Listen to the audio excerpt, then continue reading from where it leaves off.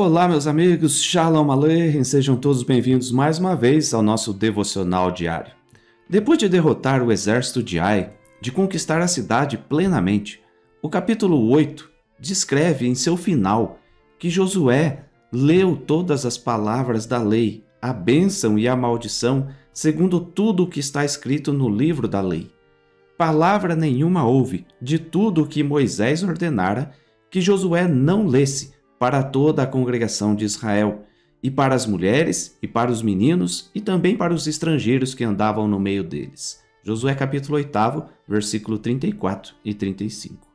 Quando lemos esse texto, somos, obviamente, levados à reflexão acerca da leitura bíblica.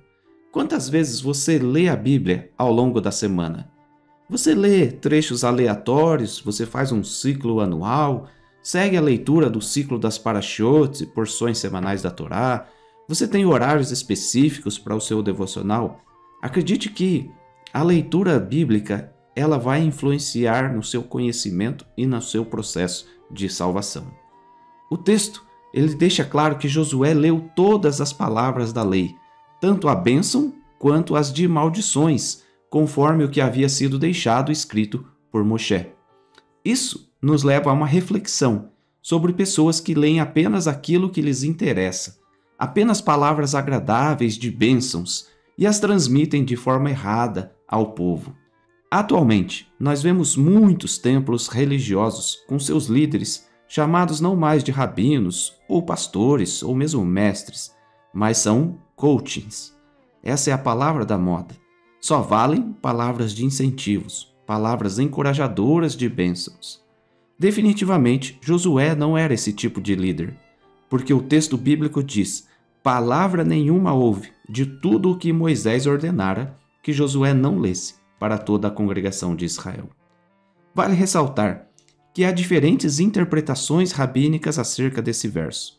Alguns afirmam que esse fato ocorreu logo que eles entraram na Terra Prometida ao cruzarem o Rio Jordão, ainda antes mesmo da conquista de Jericó. Outros apontam que foi apenas depois dos 14 anos de conquistas da terra por Josué. E há ainda aqueles que apontam que foi literalmente após a conquista de Ai. Mas apesar das diferenças na abordagem pelos rabinos, o que é relevante nisso? Relevante é o fato de Josué escrever a Torá e ler ao povo.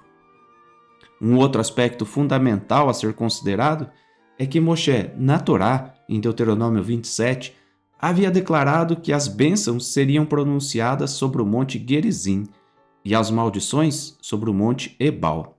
No verso 33 de Josué, capítulo 8, nós vemos a concretização desse fato, quando diz que todo Israel, com os seus anciãos e os seus príncipes e os seus juízes, estavam de um lado e de outro da arca, perante os levitas sacerdotes que levavam a arca da aliança do Senhor, tanto estrangeiros como naturais, metade deles em frente do monte Gerizim e a outra metade em frente do monte Ebal, como Moisés, servo do Senhor, outrora ordenara que fosse abençoado o povo de Israel.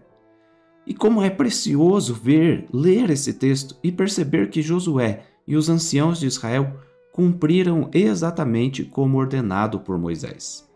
E nessa ocasião, o verso 35 conclui o capítulo dizendo que foi lido para as mulheres, para os meninos, para os estrangeiros que andavam no meio deles.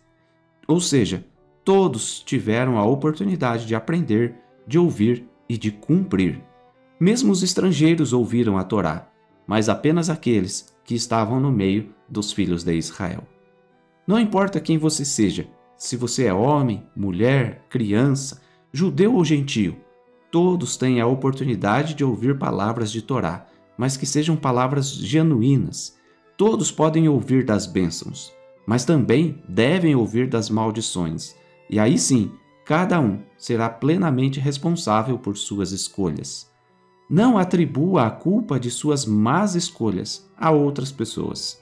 As consequências virão, independente de quem seja o culpado. Também não ache que a Torá está distante de você e que, porque você está longe, é impossível de cumpri-la. A Torá mesmo declara: ela não está longe de ti. Deuteronômio capítulo 30, versículo 11. Seja dono de suas escolhas. Entre a vida e a morte, escolha a vida. Mas para isso, necessariamente, você vai ter que investir o seu tempo todos os dias, ao menos 5 minutos para Deus. Shalom.